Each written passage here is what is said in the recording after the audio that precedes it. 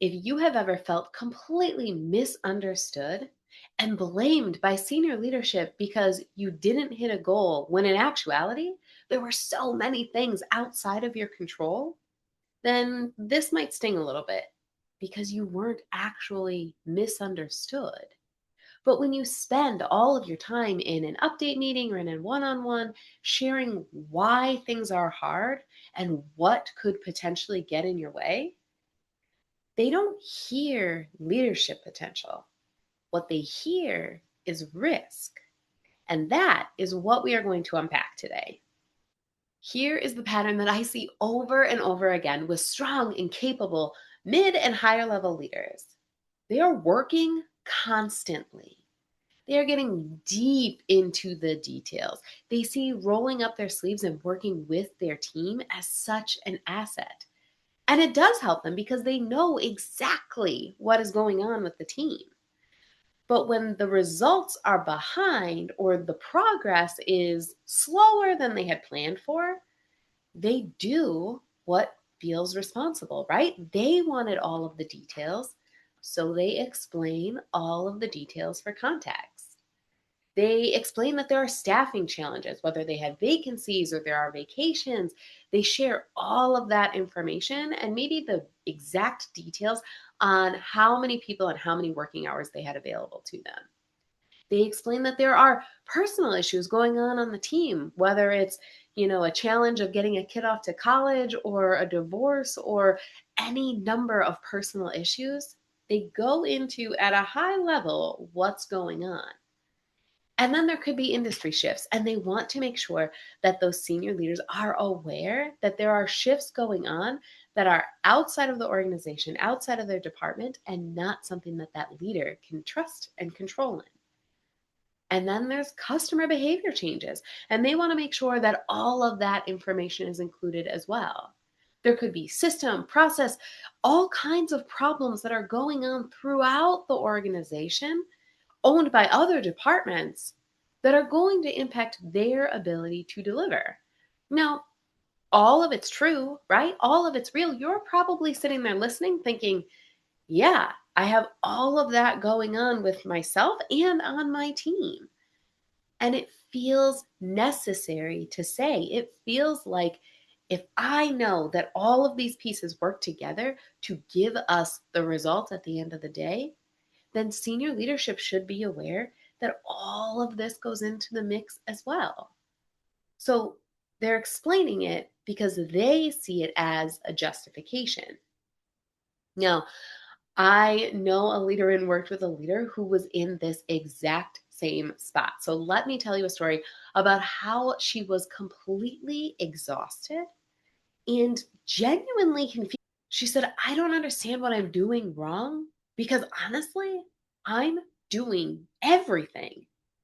And I'm not going to lie to you, she was. She was reviewing her team's metrics constantly. Some of it she could track automatically and see in the system. Some of it she was tracking manually on a daily basis. She was checking and rechecking their work to make sure that they were doing what they were supposed to be doing, what they were committed to. And she was rolling up her sleeves to help them execute. She was actually making calls to try and increase revenue for the team herself. And she was managing those cross functional issues that were going on with other departments. So, where in her case they had issues with process and with system glitches, she wasn't just acknowledging that other people were working on those, she was taking the lead to head that up. And her team was under immense pressure to increase revenue, but they had their own obstacles as well. They were dealing with all of their own personal challenges. There were some major shifts that were going on in the industry that changed the way the customers expected to be worked with and the way they expected to pay those bills. And they had these broken systems within the organization that her team was frustrated with and having to work around every single day. Now, despite all of that, right? Because again, you're probably sitting over there thinking, yeah, I'm in that too. And maybe you have a few other bullet points that I didn't even comment on for hers, right? And despite all of it, for her and hopefully for you too, There is progress. She was making progress. Now, it wasn't massive, right? She wasn't seeing the world turn at a faster pace because all of this other junk was going on, but it was real. It was hard earned progress. And then came her update meetings with senior leadership. And every single time she tried to explain what was happening, why things were moving slower, what they were having to navigate to actually bring in the revenue that they were charged with, and how much effort she was putting in, senior leadership just seemed to check out. They just didn't even seem to care. They weren't asking any questions, right? They didn't engage with the nuance. They didn't even seem to have a heart for all of the pain that her team was going through. Now, she did what a lot of high performers do. And I'm curious, and you can tell me in the comments if this is what you have done in similar situations. She doubled down. She started working more hours so that she could be in the work with the team more frequently than every single day, right? A little bit tough. She started creating more slides in her decks. If she was going to have those update meetings, she wanted to be sure that they saw every single detail and that she could have like a script on the back end so that she could speak to every point in depth. She started sending emails that were so long you would scroll and scroll and scroll and not get to the bottom. They were probably 3 pages printed out. She was trying to prove how much was happening, how much activity there was. She thought that that would earn her credibility, right? Because she was so busy and she was doing so much. Have you ever thought that? Have you ever expected that you would look more credible because you're putting in the work, because you have that time in seat? No, time in seat, time in chair, time in office, all of that is a totally different video, but it seeps into our brain, right? We think that if we're just doing more work, then we should get the credit. We should be seen as a capable person. Now, unfortunately for her, she got called into another meeting following all of that effort. But her boss didn't give her kudos. They didn't pat her on the back for doing all of the work. They actually questioned whether she was capable of leading at that level. And I'll be honest, that moment about broke her confidence because she had already done everything she could think to do. There wasn't any more time she could add. She was straining her own personal relationships as a result of putting all of this work in. But here's the hard truth that changed everything for her, and I am hoping makes a shift for you too. Senior leaders are not listening for effort. They assume that you have effort. Otherwise, you wouldn't have gotten to the place that you're in. Senior leaders reward leaders who sound something like this. Here is what we are doing about the very real reality that we're in.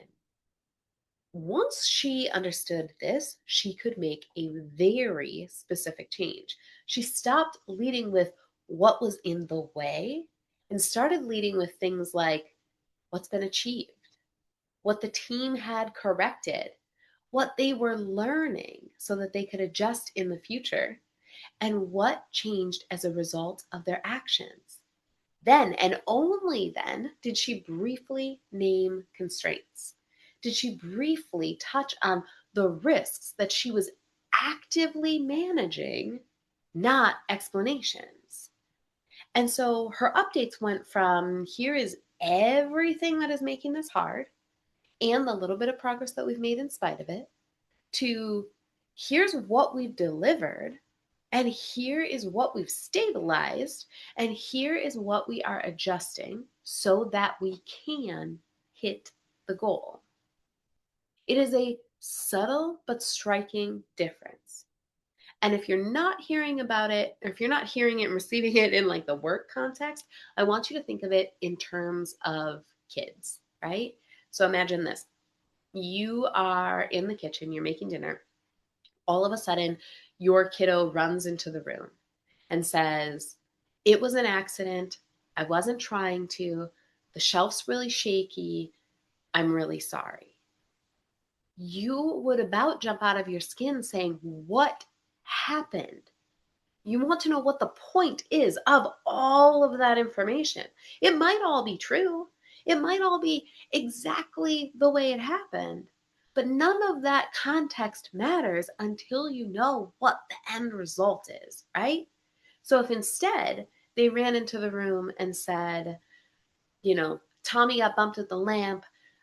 He's okay. We think the lamp might have a crack in it or the shade might be broken.